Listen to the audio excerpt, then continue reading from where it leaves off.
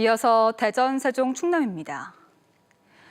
오늘 대전과 세종, 충남 지역은 낮 최고 기온이 최고 27도까지 오르는 등 평년 기온을 웃도는 초여름 날씨를 보였습니다. 대전 대덕구와 동구, 충남 아산과 당진 등 일부 지역 미세먼지 농도는 낮 한때 나쁨 수준이었지만 대부분 지역은 대체로 양호했습니다. 근로자의 날이자 5월의 첫날인 내일도 때이른 한낮 더위가 이어지다가 밤늦게 빗방울이 떨어지겠고 오는 3일 새벽까지 빗줄기가 이어지겠습니다. 역사적인 남북 정상회담이 성공적으로 끝나면서 남북 교류 협력에 대한 기대가 어느 때보다 높아지고 있습니다. 특히 이번 판문점 선언에서는 정부가 아닌 지방자치단체의 남북 교류가 강조돼 지역의 역할이 주목받고 있는데요. 지방 분권, 지역 균형 발전의 열쇠를 남북 교류에서 찾을 수 있을지 기대됩니다. 문은선 기자가 취재했습니다. 대전시와 세종시, 충남도는 남북 정상회담을 앞두고 이미 남북교류협력 준비 작업에 착수했습니다.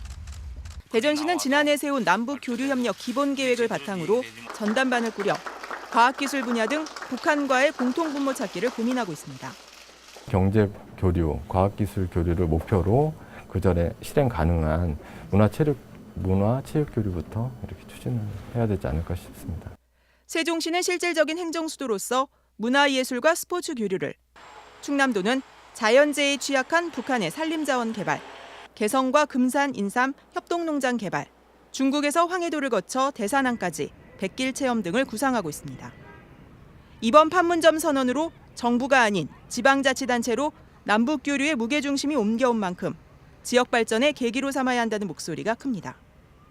우리 정부 차원의 남북관계 개선 흐름 속에서 지자체도 남북교류협력 사업에 적극 나설 수 있는 환경이 조성됐다고 봅니다. 코레일 등이 있는 대전으로서는 남북 정상이 언급한 철도 분야도 관심입니다.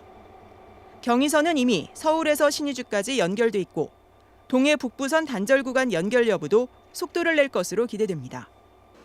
과거 개성공단에 입주했던 기업들 역시 10년 만의 훈풍이 반갑습니다. 대전과 충남에선 3개 업체가 개성공단에 입주했는데 2016년 2월 개성공단 폐쇄 이후 사업을 접거나 해외 공장으로 눈을 돌렸습니다.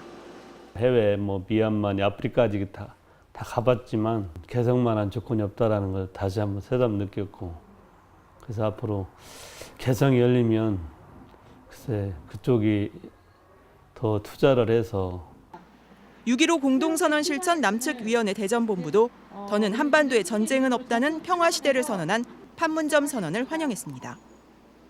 하지만 무엇보다 남과 북의 평화 분위기가 반갑고 고마운 건 북의 고향을 그리고 가족을 두고 온 실향민들일 겁니다. 지금도요. 그 어릴 때 거기서 살던 생각이 풀 한 폭이 돌 하나 어디가 백했는지 머리에 생생해요. MBC 뉴스 문은선입니다. 오늘 서해안고속도로에서 있었던 경찰과 도로공사의 암행 순찰차와 드론 합동 단속에서 모두 30세대의 차량이 적발됐습니다. 서해안고속도로 순찰대는 서해대교부터 서산나들목 구간에서 암행 순찰차 3대와 드론 1대를 투입해 차량 법규 위반을 단속해 난폭 운전 13건, 지정차로 위반 20건을 적발했다고 밝혔습니다. 오늘 단속에는 도로공사 당진지사가 운영하는 드론을 투입해 암행 순찰차가 발견하지 못한 법규 위반을 잡아내기도 했습니다. 오늘 새벽 4시 20분쯤 충남대학교 서문 앞 도로에서 46살 조모 씨가 몰던 승용차가 가로수와 도로 표지판을 들이받아 조 씨가 숨졌습니다. 또 새벽 5시 반쯤에는 대전시 갑동 국립대전현충원 앞 도로에서 58살 권모 씨의 승용차가 가드레일을 들이받아 권 씨 등 2명이 다치는 등 밤사이 대전에서 교통사고가 잇따랐습니다. 호텔 리베라 노동조합이 호텔 폐업 120일 만인 오늘 천막농성을 비롯한 모든 철거 저지 투쟁을 중단했습니다. 노조 측은 신한그룹이 합법적인 철거 절차를 밟고 있어 철거를 막을 방법이 없다며 지난 1월 2일부터 시작한 투쟁을 중단하고 대전지방노동위원회에 제기한 부당해고 구제 신청도 철회하기로 했습니다. 노조 측은 노조의 통 큰 결단에 박순석 신한그룹 회장은 책임 있는 조치로 대답해야 한다고 밝혔습니다. 과학기술정보통신부가 재검토위원회의 권고를 바탕으로 파이로 프로세싱과 소듐 냉각 고속로 등 사용 후 핵연료 처리 기술 연구 사업을 2020년까지 지원하기로 했습니다. 과기정통부는 2020년까지 사용 후 핵연료 처리 기술의 타당성 입증을 위한 핵심 기술 확보에 중점을 두고 올해는 국회에서 확정한 예산 406억 원을 지원한다고 설명했습니다.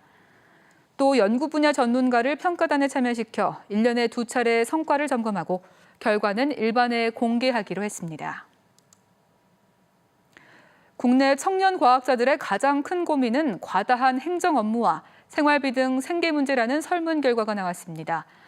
한국연구재단이 대학원생과 박사 후 연수생 등 국내 청년 과학자 2,329명을 상대로 한 설문조사 결과 전체 25.3%가 행정 업무 과다를 가장 큰 어려움으로 꼽았습니다.